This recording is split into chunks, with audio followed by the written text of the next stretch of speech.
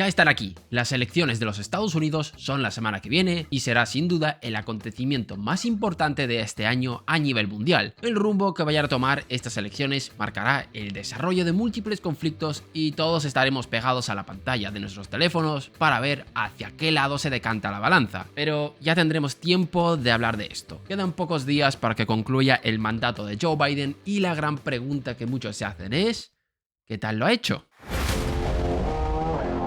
La presidencia de Biden estaba marcada por la pandemia y los dos grandes conflictos geopolíticos. Todo hay que decirlo, no le ha tocado el mejor escenario para presidir la nación, algo que evidentemente influirá en el resultado de sus acciones. Hay quienes quieren catalogar su presidencia como la peor o una de las peores de la historia de los Estados Unidos, algo que ya os adelantamos que es una exageración. Su presidencia podría resumirse en un sin más, pero el resumen completo tiene algunos detalles interesantes que probablemente no conocíais. No vamos a analizar las reformas en detalle, ya que es prácticamente imposible. Nos centraremos en lo más relevante a nivel económico de su mandato, que ha sido la inflación y las secuelas de la pandemia y las guerras. Así que, no me enrollo más, poneos cómodos, que empezamos.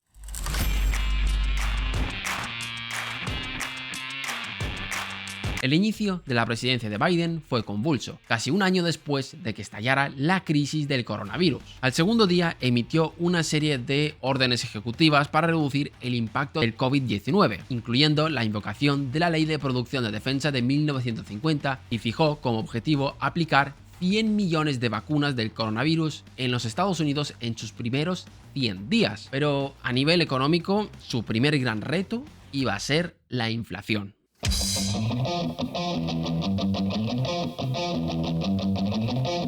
La inflación comenzó a dispararse alejándose de los objetivos que tenía la Reserva Federal, una situación que aún arrastramos hasta el día de hoy. Y lo que muchos se plantean es, ¿ha sido esto culpa de la administración de Biden? En parte, sí. Gran parte de la inflación vino por los cortes en las cadenas de suministros, consecuencia de las restricciones impuestas por los gobiernos. Todos hemos vivido esto y no hace falta recordarlo. Se pararon fábricas, comercios, transportes, etc. Algo que no se pueda reanudar de la noche a la mañana, generando un incremento de los costes más que sustancial que se acaba traduciendo en una subida de precios más que considerable. Ahora bien, eso era el fuego, pero el gobierno de Biden se encargó de echar la gasolina. 1,9 billones de dólares, ese fue el tamaño del paquete de estímulos que inyectó Joe Biden para tratar de mitigar los efectos de la pandemia. Y ojo, no es lo mismo la ayuda que se dio aquí en España que la ayuda proporcionada en los Estados Unidos. En España y en Europa en general, las políticas consistían en mantener las rentas, es decir, no podías trabajar y se te pagaba una parte de tu salario vía ERTE. En la práctica lo que se hacía era mantener tu renta, es decir, estabas en casa pero cobrabas como si estuvieses trabajando. En el caso de los Estados Unidos, las ayudas iban mucho más allá. ¿Y qué causó esto? Que si teníamos un incendio causado por los cuellos de botella, este se volvía más peligroso por echar más gasolina, es decir, estimular la demanda. Lo que acabó pasando es que cuando todo volvió a la normalidad, la gente empezó a gastar a lo loco, tensionando aún más los precios, generando escasez. El caso de los coches ha sido el más sonado dentro de los Estados Unidos. Esto fueron causas importantes del descontrol de la inflación que vivió Estados Unidos, pero hay algo que quedó opacado, algo que tuvo muchísimo peso, pero no tuvo el protagonismo merecido en los debates. La vivienda es un problema muy recurrente y el sector inmobiliario siempre está en el punto de mira para ver cuál es el estado de la economía. Y el sector inmobiliario ha tenido un papel protagonista en este descontrol de la inflación y la culpa no fue de Biden en este caso. En Estados Unidos existen restricciones para la construcción de vivienda. Los que vivimos en España tenemos un déjà vu con esta frase. Según Freddie Mac, la escasez de vivienda aumentó en un 52% entre el año 2018 y el año 2020. Y esta tendencia alcista en el precio de la vivienda se ha hecho notar en la inflación. A finales de 2023, la Oficina del Censo de Estados Unidos reportó que sin la inflación de la vivienda, la inflación habría sido de solo un 1,8% en lugar de un 3,2%. Es decir, un buen trozo de esta inflación ha sido culpa de la vivienda, un problema que ya venía arrastrando el país de antes y que se ha visto agravada por toda esta situación. Todo hay que decirlo, la administración tampoco es que haya puesto mucho empeño en ponerle solución, pero cuando parecía que la cosa no podía ponerse peor, en el año 2022 llegó lo que todos ya sabemos.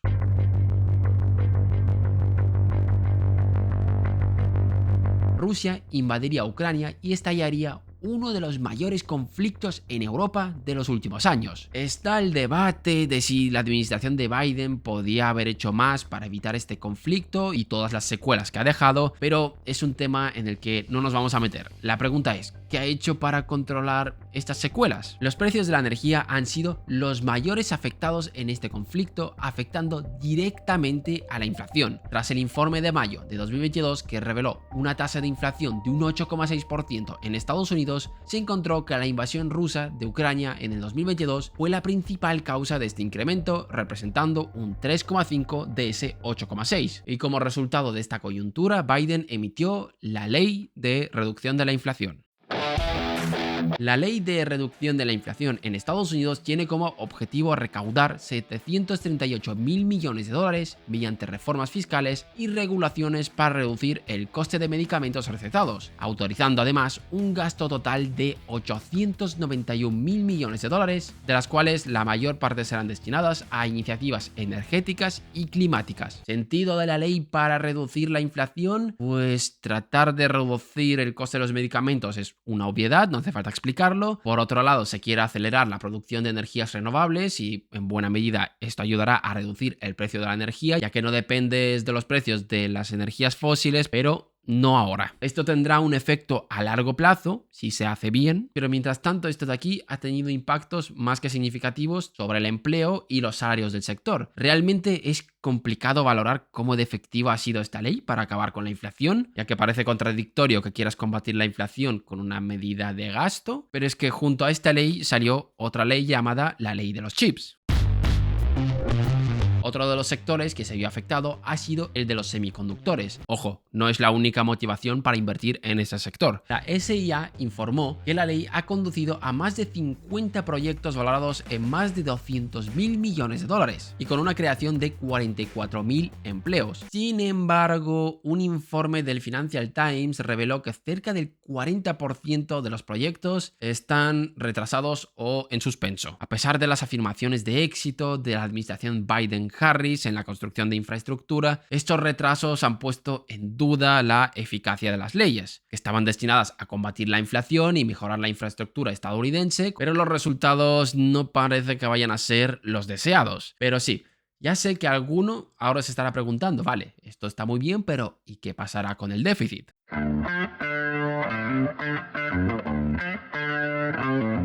Evidentemente, todas esas políticas expansivas han tenido su impacto sobre el déficit y un récord en los pagos de intereses sobre la deuda nacional, generando preocupaciones sobre la sostenibilidad fiscal a largo plazo. En el año 2024, el déficit presupuestario de Estados Unidos alcanzó los 1,8 billones de dólares, el mayor déficit excluyendo los años de la pandemia, lo que equivale a un 6,4% del PIB. Y el principal responsable de este incremento ha sido la subida de los intereses de la deuda, que han llegado a su punto más alto desde el año 1996. Pero los que ya sois seguidores habituales de este canal, ya sabéis que la deuda de los Estados Unidos es diferente. Os dejamos un vídeo en la descripción que explica con mucho detalle por qué Estados Unidos tiene esa deuda tan especial. También estará el vídeo en la pantalla final. Pero bueno, a pesar de esta capacidad de endeudarse, no quiere decir que lo pueda hacer de forma infinita. Si el tipo de interés de la deuda crece demasiado, sí que podemos entrar en una situación donde la deuda se vuelva insostenible, generando un serio problema para la economía norteamericana. Esa es la situación en la que por ahora están los Estados Unidos. Los intereses siguen siendo elevados y si no se corrige este desequilibrio fiscal, la cosa en un futuro puede ponerse muy fea. Algo que el gobierno de Biden